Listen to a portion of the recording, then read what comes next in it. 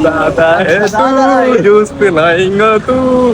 आज प्रथमेश म्हणणे आला होता आळंदीमध्ये, कारण आज आपल्याला एक शूट आलं होतं एका ज्वेलरी शॉप आणि हे शूट होतं सनशाईन टीम कडून. आणि आता आज मला काम लागलेलं फोटो काढायचे. त्यासाठी चिन्मयने आधी सेटिंग व्यवस्थित लावून दिली आणि त्यानंतर मग फोटो काढायला चालू केलं. आणि जिथं अडल का नाही मला तिथं काय चिन्मय होताच की सांगायला. आणि आज आपल्यासोबत वैजनाथ पण होतं, त्याचं नाव सांगायचं राहिलं नाही, तेव्हा आणि रुसून बसत. आता अर्ध शूट झाल्यावर आम्हाला कळलं की नाश्त्याची सोय झाली, म्हणून आम्ही आमची गाडी तिकडे वळवली. मग दुपारची आता जेवायची वेळ झाल्यावर आम्ही आपलं सहज आळंदीत एक येडा मारत होतो. पण ह्या दोघांना अदनमधनं काय होतं काय माहिती, जिथं रसाचं दुकान दिसेल तिथं गाणी आठवत होती. तू ज्यूस पिलाएंगा तू.